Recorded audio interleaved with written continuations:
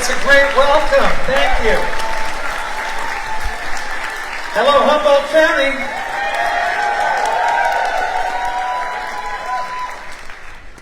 Oh, what a great feeling to be with all of you here in Humboldt today. It's windy out there.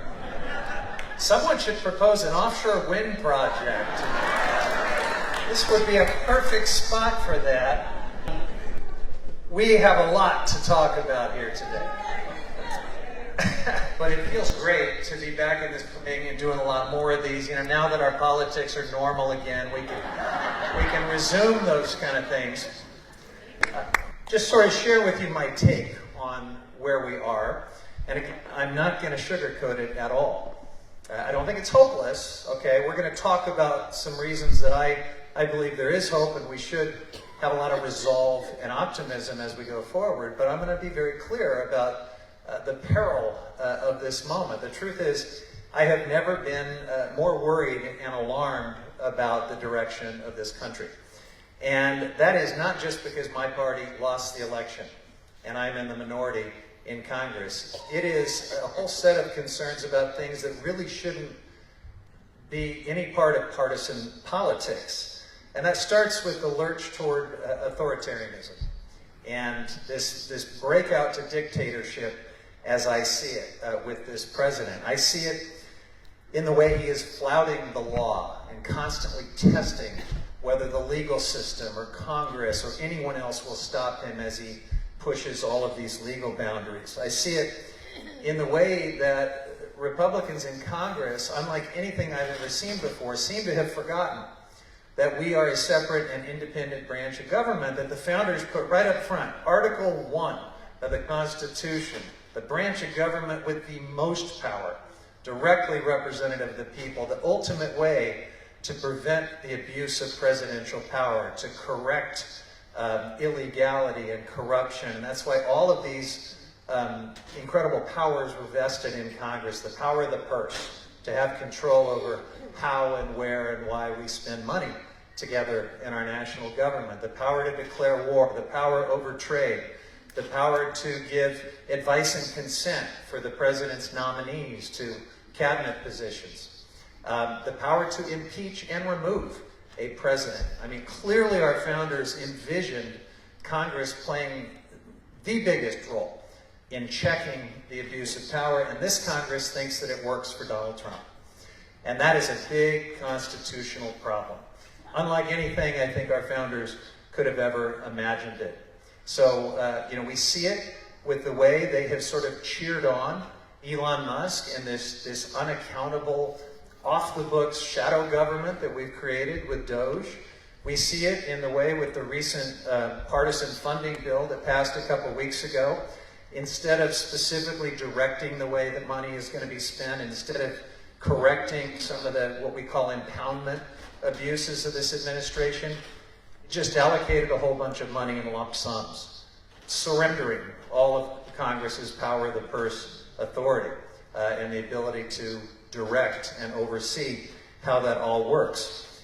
We see this breakout to authoritarianism, retribution agenda that is becoming so over the top, with President Trump going after his political opponents in ways we have certainly never seen, the way he's trying to control and punish the free press, the way he is going after judges and law firms, not for anything they've done, but just because they were on the other side. The way he is exalting vigilante violence, I mean, from pardoning the January 6th insurrectionists to now talking about actually rewarding them and trying to make them into some twisted type of American hero. The way he's trying to control and rewrite history and culture. The way he's trying to govern by edict. Basically, whatever idea pops in his head, out goes an executive order, and we assume that that's now the law unless someone stops it. We've just never seen anything like this, and all of it is just straight out of the authoritarian playbook. It is the way we have seen dictators take power time and time again throughout history. So that is probably concern number one for me right now about this moment. I'm also really concerned about the chaos and incompetence of DOGE, which is totally extra-legal. These are not real government officials. They have no experience in government or public service. And so what they're doing is wildly indiscriminate, and we see the incompetence all over the place. There's so many examples where they waded into federal agencies, ordered a bunch of layoffs and closures and other things, and then realized, oops, those are air traffic controllers over here. We can't do that. And by the way, did you know that the week before we had the worst aviation disaster in 16 years, Elon Musk and DOGE asked every single air traffic controller in the nation to retire and to leave their jobs. And to this day, every single week, every air traffic controller in America has to stop what they're doing and write a memo to lay out 5 things they did this week to justify the continued existence of their job. Air traffic controllers. So I have met with them, I've talked to them, and they tell me, yeah, it's just cut and paste at this point. Like, we saved lives. We kept people from having airplane accidents. But each week they've got to go through this ridiculous exercise. And that's happening throughout the federal government. They did it with the Western Power Administration, basically the folks at these agencies that keep the lights on throughout the West, the Bonneville Power folks, the other power marketing authorities that are not even funded by taxpayers. So all of this stuff will not save the Treasury any money, but they did it anyway. They laid people off.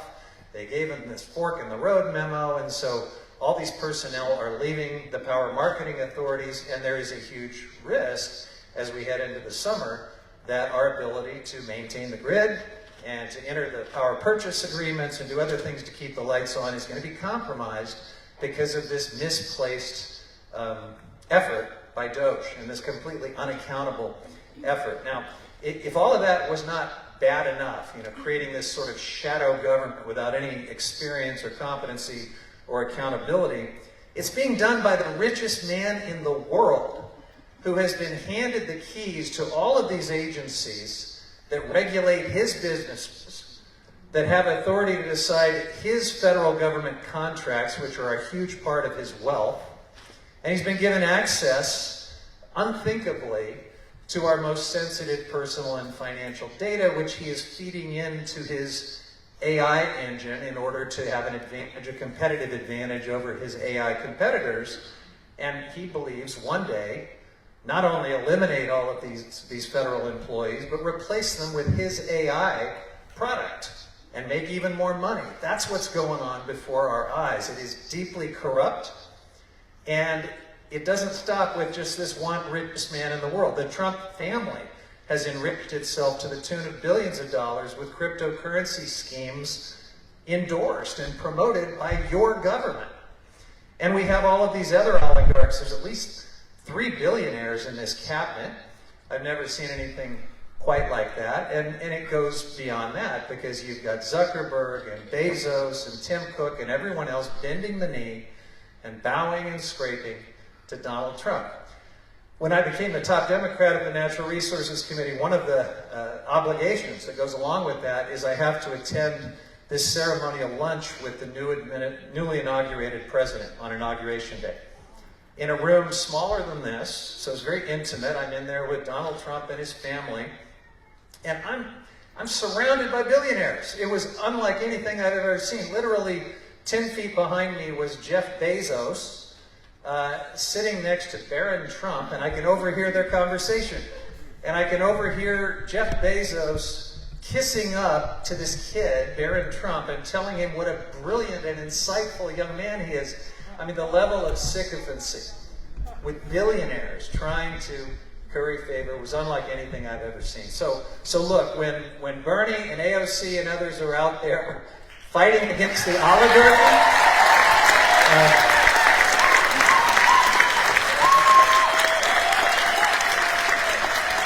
they're not making this stuff up. We absolutely have an oligarchy problem right now in the United States. I'll mention just a couple other things about this moment.